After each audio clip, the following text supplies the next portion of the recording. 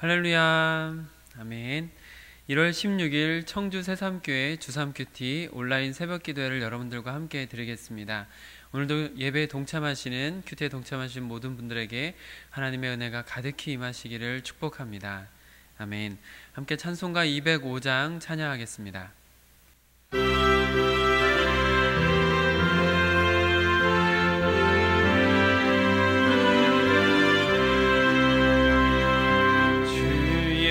크신 사랑 늘 말해주시오. 나 항상 듣던 말씀 또 들려주시오.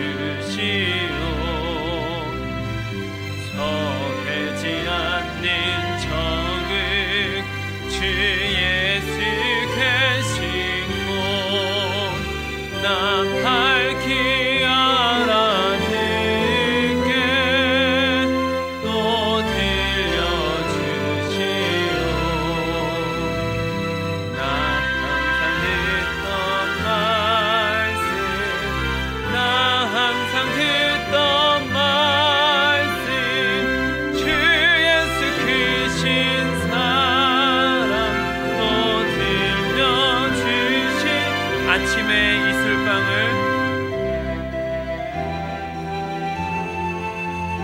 쉰 사라짐 같이 내 기억 부족하여 늘 잊기 쉬우니 잘 알아듣기 쉽게 늘 말해주시오.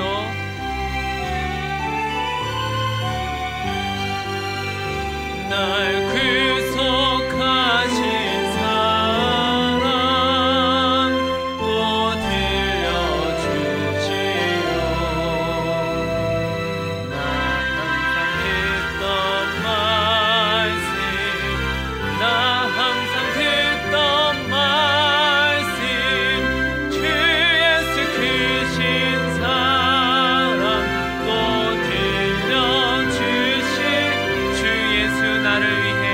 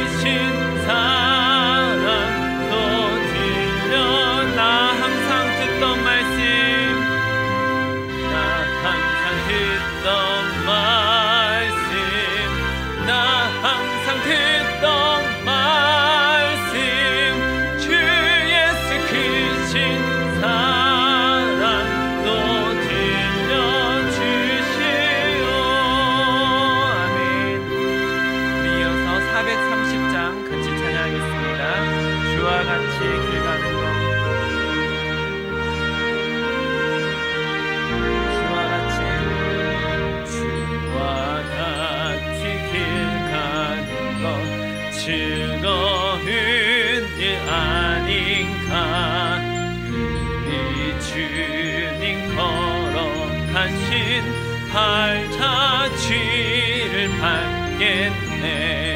한 걸음 한 걸음 주 예수와 함께 날마다 날마다 우리 걸어 어린아이 같은 어린아이 같은 우리 미련한 주의 손에 이끌려 손에 이끌려 생명길로 가겠네. 한 걸음 한 걸음 주 예수와 함께 날마다 날마다 우리 걸어 꽃이 피는 들판이나 험한 골짜기라도 주가 인도하는 대로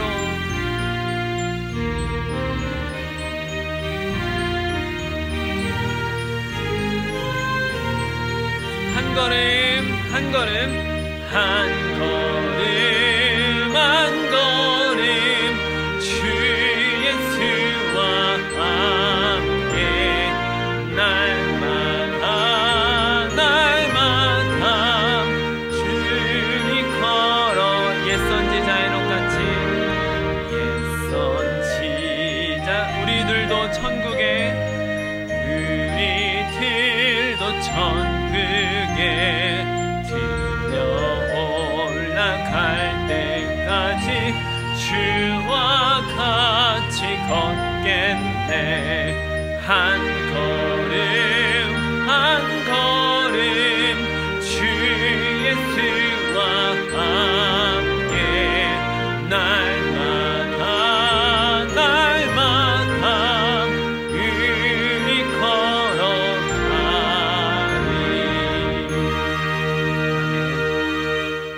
이제 다 함께 주기도문으로 기도하겠습니다. 하늘에 계신 우리 아버지, 아버지의 이름을 거룩하게 하시며 아버지의 나라가 오게 하시며 아버지의 뜻이 하늘에서와 같이 땅에서도 이루어지게 하소서. 오늘 우리에게 일용할 양식을 주시고 우리가 우리에게 잘못한 사람을 용서하여 준 것 같이 우리 죄를 용서하여 주시고 우리를 시험에 빠지지 않게 하시고 악에서 구하소서. 나라와 권능과 영광이 영원히 아버지의 것입니다. 아멘. 이제 다 함께 나 주님의 기쁨 되기 원하네 찬양하겠습니다.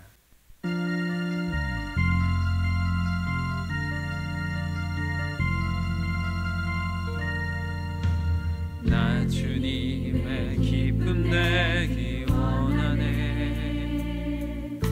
내 마음을 새롭게 하소서.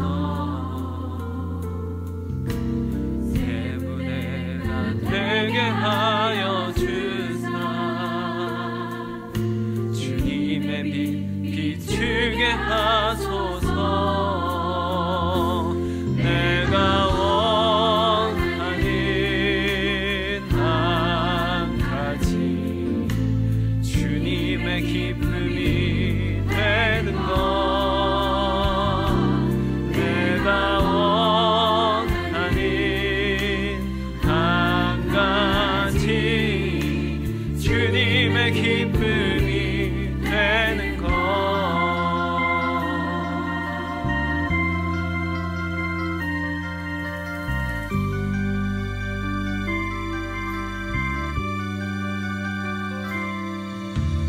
겸손히 내 마음 드립니다.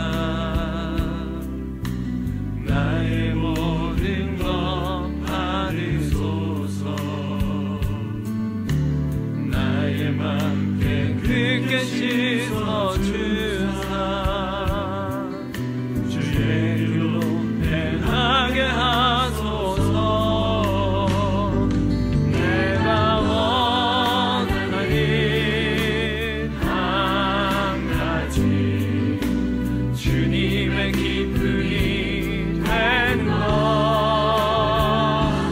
내가 원하는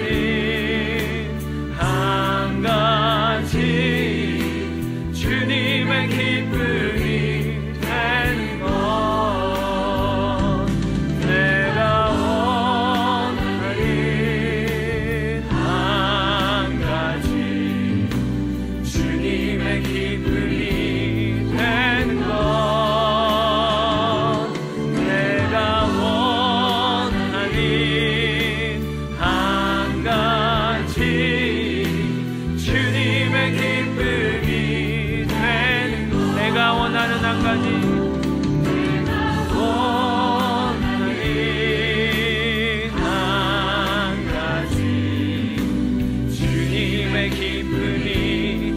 여러분께서 원하시는 것이 무엇입니까?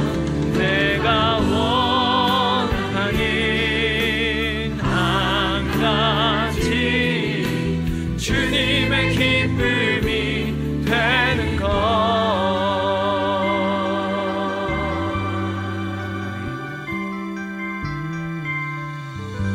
오늘 우리에게 주시는 하나님의 말씀입니다. 새삼가족 성경 읽기는 시편 73편을 함께 읽겠습니다. 큐티 말씀은 마가복음 4장 10절로 20절 말씀입니다. 신약성경 56쪽, 주삼 큐티 73쪽에 있습니다.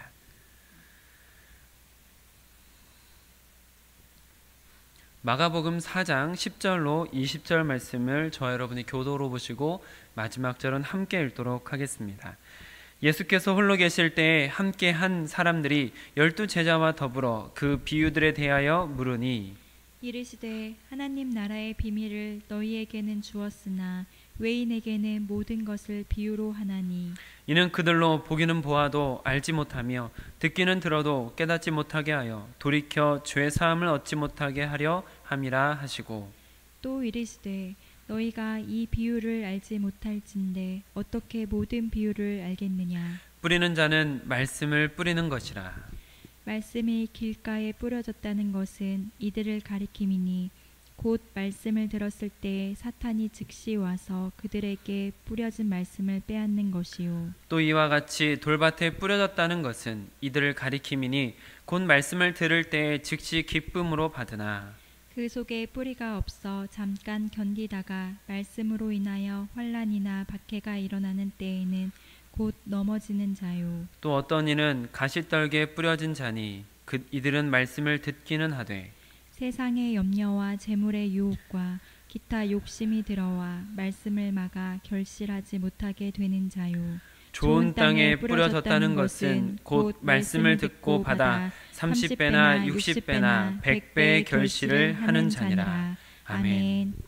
오늘 이 말씀은 하나님께서 우리에게 또한 교회에게 주신 말씀입니다. 하나님의 말씀이 우리의 삶 가운데 역사하고 영향을 줄 수 있도록 이 시간 기도로 하나님의 말씀을 받는 시간을 갖도록 하겠습니다.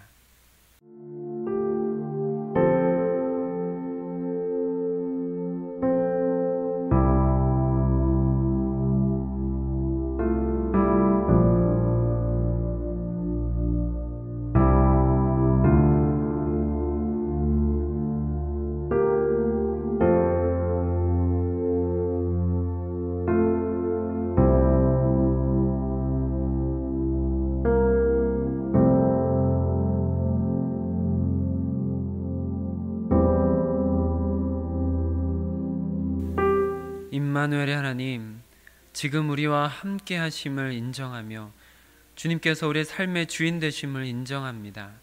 주님의 주인 되심을 인정하는 주의 백성들을 이 시간 기억하시고 함께 하사 하나님의 한량없는 은혜를 경험할 수 있도록 허락하여 주시옵소서.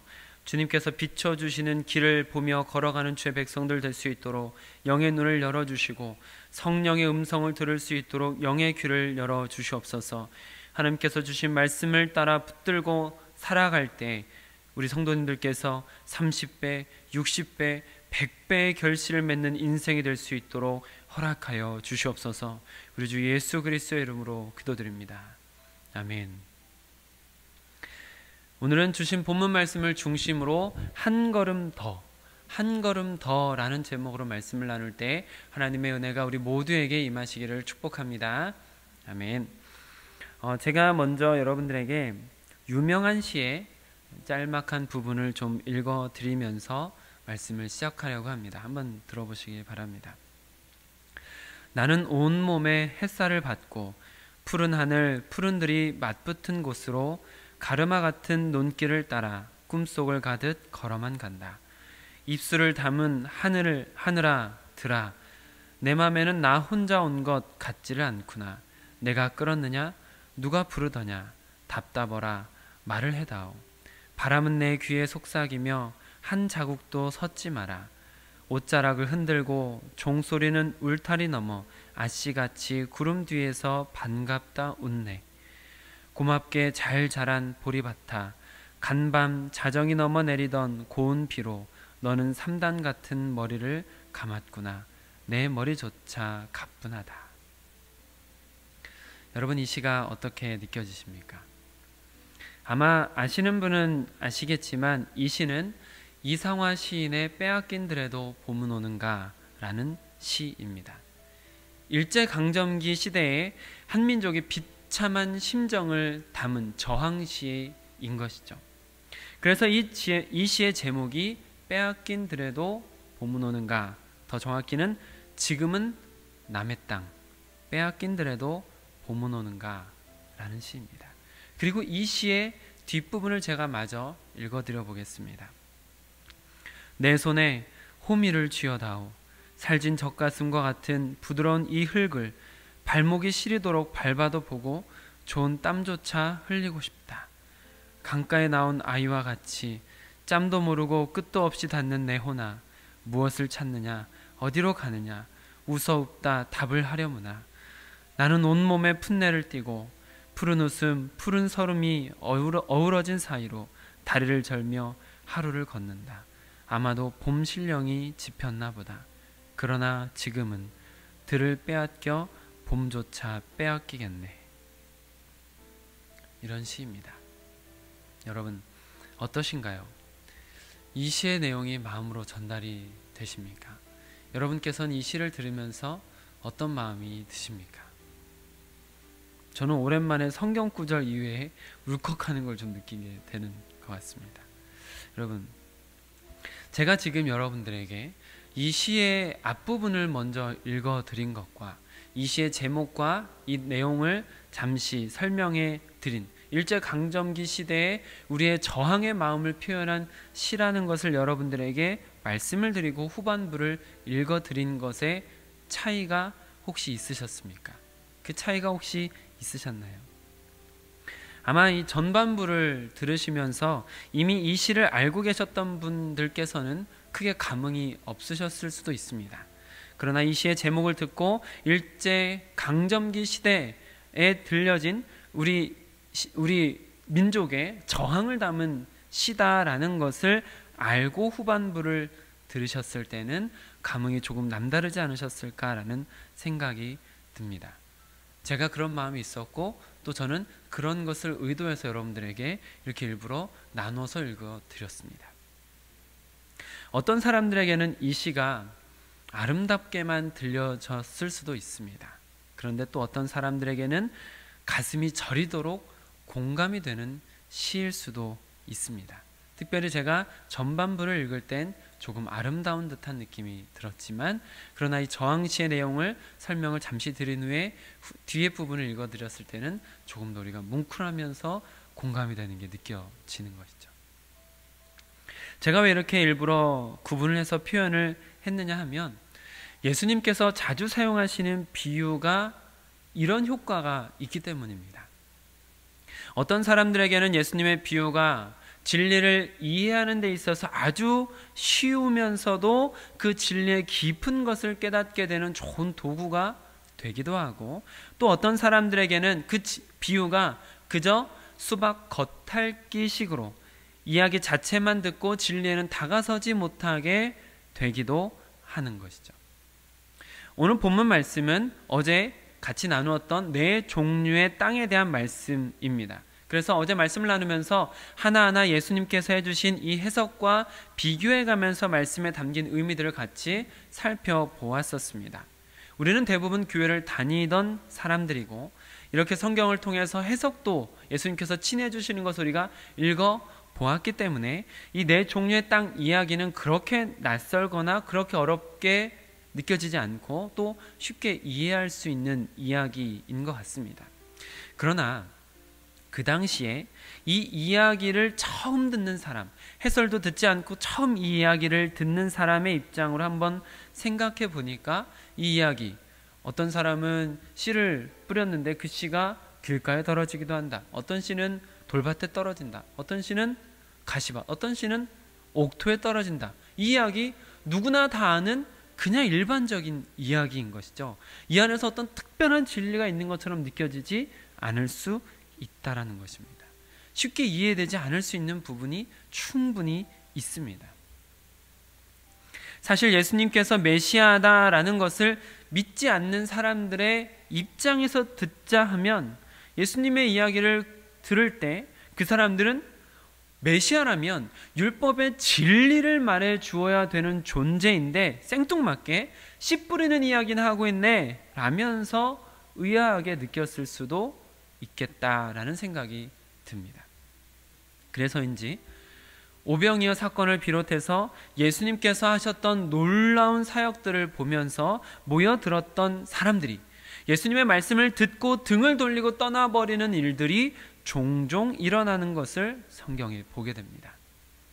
아마 오병이어나 치유, 기적 같은 그런 기적만 쫓던 사람들은 예수님께서 하시는 이야기, 그 말씀에는 크게 관심이 없었을 수 있습니다. 예수님을 이미 이단이라고 규정하고 단정하고 있는 바리새인들을 포함한 교권주의자들은 예수님의 이야기를 애써 외면하면서 안 들었을 수도 있겠습니다. 그래서 누군가에게는 쉽게 이해되고 진리까지 깨닫게 되는 이 비유의 말씀들이 누구에게는 알아들을 수 없는 이야기가 되는 것이죠. 그리고 그것은 예언의 말씀이기도 하며 하나님의 뜻이기도 합니다. 12절 말씀을 같이 읽어보실까요? 시작. 이는 그들로 보기는 보아도 알지 못하며 듣기는 들어도 깨닫지 못하게 하여 돌이켜 죄 사함을 얻지 못하게 하려 함이라 하시고. 이것은 이사야 6장 9절로 10절 말씀을 인용해서 하신 말씀인데, 그 이사야서 6장의 상황은 이스라엘 백성들이 죄를 지어서 그 죄악이 극에 달한 상황이었습니다. 그래서 이미 죄악이 극에 달했기 때문에 하나님께서 이스라엘을 벌하기로 작정하신 후에 하시는 말씀입니다. 그러니까 이미 벌하기로 하셨기 때문에 그들이 깨닫지도 못하고 벌을 받게 만들겠다라는 것이죠. 그들이 지은 죄에 대한 대가를 철저하게 받게 하겠다라는 것입니다. 예수님께서 비유를 말씀하시면서 이 예언의 말씀을 이렇게 인용하신 것은 깨닫지 못하는 자들도 이와 같다는 것입니다. 이미 그들의 교만과 오만함이, 그들의 죄악이 극에 달해서 예수님께서 하시는 말씀을 알아들을 수 없는 지경에 이르는 상태다라는 것을 경고하고 계시는 것이죠. 그러니까 이 말은 하나님의 백성들은 예수님의 비유의 말씀들을 깨달아 알아야 한다라는 것을 표현하고 계시는 것이기도 합니다. 그래서 13절과 같이 예수님께서 말씀하기도 하시는 것이죠. 13절 말씀 읽어보겠습니다. 시작. 또 이르시되 너희가 이 비유를 알지 못할진대 어떻게 모든 비유를 알겠느냐. 예수님께서 이렇게 말씀하신 것은 오늘 이 비유가 가장 먼저 알아야 할 가장 중요한 비유다라는 말씀은 아닙니다. 그건 아닌데 제자들이 이렇게 쉬운 비유마저도 깨닫지 못하는 것에 대한 안타까움이 섞인 한탄 같은 표현이다라고 보시면 되겠습니다. 그러나 예수님께서는 그렇게 한탄만 하지는 않으시고 사랑하는 제자들에게 이 비유를 차근차근 설명해 주시면서 말씀 밖에 있는 외인들과 말씀 안에 있는 사람들을 구별하십니다. 그것이 어제 같이 나누었던 14절로 20절 말씀인 것이죠. 그렇다면 예수님께서 지금 사람 차별을 하고 계시는 것일까요? 네, 그렇습니다. 차별 대우를 하고 계십니다. 구별을 하고 계시는 게 맞습니다. 하나님께서는 의인과 악인에게 공평하게 비를 내려주시고 햇빛을 내려주시는 분이십니다. 그러나 그렇다고 해서 악한 것, 죄악을 외면하시는 분은 아니신 것이죠. 죄악에 대한 벌을 하는 것은 하나님의 공의로움을 나타내는 하나의 모습일 뿐입니다. 그래서 죄악 가운데 있는 자에게 그 죄에 대한 대가를 받도록 하신 사건들을 구약 성경에서 많이 접할 수 있는 것이고, 다윗도 모세도 죄로 인한 벌을 받았습니다. 이스라엘 멸망도 같은 맥락 속에 있습니다. 그래서 오늘 본문에서도 예수님께서는 하나님의 백성과 그렇지 않은 외인들을 구별하고 계시는 것이다 라고 볼 수 있는 것이죠. 11절 말씀을 같이 읽어보겠습니다. 시작. 이르시되 하나님 나라의 비밀을 너희에게 주었으나 외인에게는 모든 것을 비유로 하나니. 네, 하나님 나라의 비밀을 너희에게는 주었으나 외인에게는 비유로 했다, 비유까지다 라고 말씀을 지금 하시면서 선을 긋고 계시는 것이 보이십니까? 여기서도 너희라고 지칭되는 사람들과 외인이라고 바깥 사람이라고 구별되는 것이 있습니다. 여기서 외인이라는 사람은 예수님 밖에 있는 사람들인 것이죠. 바리새인들처럼 교만하고 오만해서 하나님의 말씀을 받아들이지 못하는 외인, 혹은 치유 기적 등에만 관심이 있고 진리에는, 복음에는 관심이 없는 외인들로 볼 수가 있습니다. 그렇다면 이렇게 하나님의 사람들과 외인들로 구분되는 기준은 무엇일까요? 그 기준은 혈통도 아니고 인종도 아니고 출신이나 신분도 아닙니다. 성별이나 나이, 학력이나 지식 수준도 아닙니다. 그 기준은 우리가 잘 알고 있듯이 믿음입니다. 믿음으로 의롭게 되는 것이죠. 그런데 그 믿음을 건강하게 가지고 있는 자들에게 나타나는 특징이 있습니다. 그것은 바로 어떻게든 더 예수님께로 다가가길 원하는 것이죠. 하나님의 사랑을 느끼고 싶은 간절함이 그 안에 있다는 것입니다. 진리를 조금 더 알고 싶어서 목말라 하는 것이죠. 깨닫고자 하는 마음에 한 걸음 더 앞으로 나아가는 모습, 그런 특징이 있습니다. 오늘 본문 10절에 그런 사람들의 모습이 기록되어 있습니다. 10절 말씀 같이 읽어보겠습니다. 시작. 예수께서 홀로 계실 때에 함께한 사람들이 12 제자와 더불어 그 비유들에 대하여 물으니. 아멘. 어제 말씀을 나누면서 예수님께서 배 위에 오르셔서 해변에 앉은 사람들에게 비유로 말씀하셨습니다 라고 이렇게 말씀을 나누었는데, 지금 상황은 이제 그 무리들과 떨어져서인지 혹은 해변에 있던 무리들이 돌아가서인지 예수님께서 말씀을 멈추고 계시는 상황입니다. 그렇게 예수님께서 홀로 계실 때, 그때 그런 상황에 예수님께로 다가온 사람들이 있습니까? 누군가요? 그렇습니다. 12 제자와 그렇습니다. 또 다른 함께한 누군가들이라는 것이죠. 12 제자뿐만 아니라 말씀에 대한 갈급함이 있었던 다른 사람들이 주변에 더 같이 남아서 예수님께로 나와서 그 사람들이 지금 예수님께 가까이 와서 물은 것입니다. 예수님, 그 비유에 대해서 조금 더 설명해 주실 수 없겠습니까? 비유들에 대해서, 예수님께서 하셨던 비유들에 대해서 설명해 주십시오라고 물어본 것입니다. 마치 문제집을 들고 교무실까지 선생님을 찾아와서 선생님 이것 좀 알려주세요 하는 학생과 같이 모르는 것을 알고자 하는 그 열망을 갖고 있었던 사람들이라는 것이죠. 그리고 예수님께서는 그 사람들에게만 하나님의 나라의 비밀을 너희에게는 주었으나 라면서 특별히 비유의 설명을 더 해주신 것을 볼 수 있는 것입니다. 예수님께 한 걸음 더 다가간 사람들에게 특별한 은혜가 허락된 것입니다. 우리의 신앙생활도 이와 같아야 합니다. 교회는 아무것도 모르고 그냥 왔다 갔다만 하는 곳이 되어서는 안 됩니다. 교회는 그저 3,000배를 하면 소원이 이루어지는 곳도 아니고 복채를 두둑히 내면 원하는 것이 이루어지는 곳도 아닙니다. 교회는 진리가 선포되어지는 곳이며 진리를 알아가는 곳입니다. 그렇기 때문에 우리는 계속해서 진리에 대한 갈급함이 있어야 하고 조금 더 예수님과 가까워지려는 마음이 있어야 하는 것이죠. 성경을 배우고 진리를 알아가는 것은 그리스도인들에게 있어서는 절대 선택사항이 아닙니다. 그리스도인이라면 반드시 진리를 알기 위해서 계속해서 한 걸음 더 내딛어야 하는 것이죠. 성경에 대해서 잘 모른다, 잘 몰라요라는 소리는 겸손의 표현이기도 하겠지만 썩 옳은 표현은 아닙니다. 그런 말은 함부로 해서는 안 되는 것입니다. 잘 모르니까 더 배우고 싶다라고 하는 것은 괜찮겠지만 잘 모르니까 나는 내버려둬라 라는 식으로 해서는 안 된다라는 것이죠. 성경을 잘 모르면 알아가려고 노력하십시오. 절대 잘 모르는 상태로 머물러 있어서는 안 되는 것입니다. 오늘 말씀 속에서 예수님의 특별한 은혜를 입어서 진리에 더욱 다가가는 제자들처럼 예수님께로 더 다가가려는 노력, 더 궁금해하고 알기 위해서 한 걸음 더 가는 노력을 해야만 하는 것입니다. 저는 우리 교회가 그런 교회였으면 좋겠습니다. 저도 많이 부족하지만 저도 계속해서 공부하면서 하나님의 말씀을 같이 배우고 그 말씀대로 살려는 노력을 함께 하는 동역자들이 예수님의 제자들로 세워지는 교회가 되길 바랍니다.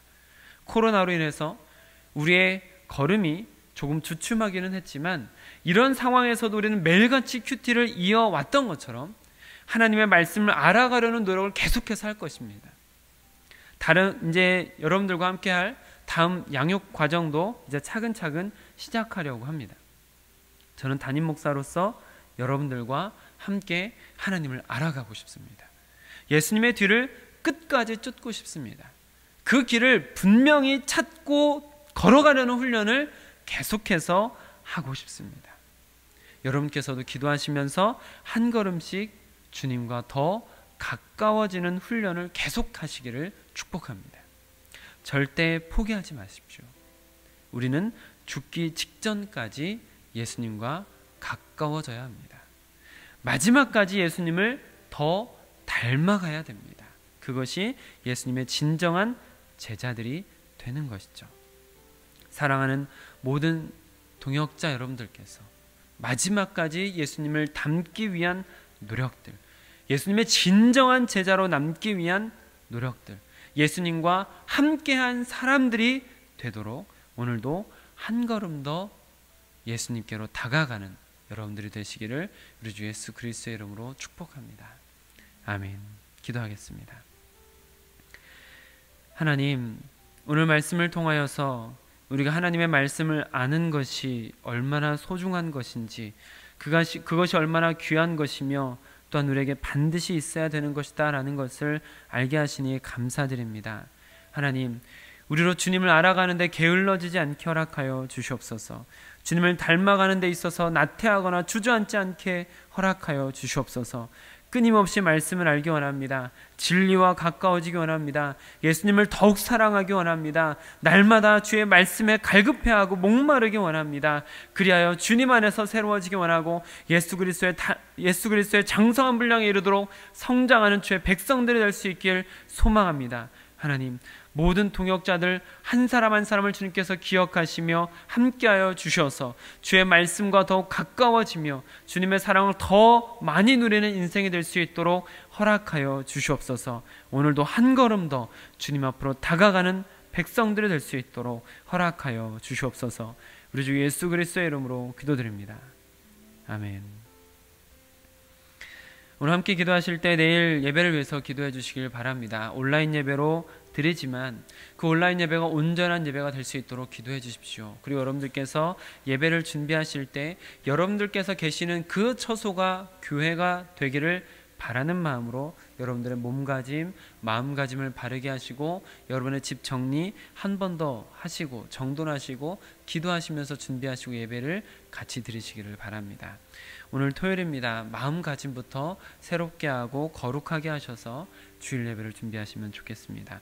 오늘 큐티 말씀 붙들과 함께 기도하실 때 예수님을 더 알아가기를 원합니다 라고 간절히 기도하시면 좋겠습니다. 오늘 한 걸음 더 예수님과 가까워지는 하루가 되시기를 우리 주 예수 그리스도의 이름으로 축복합니다. 아멘.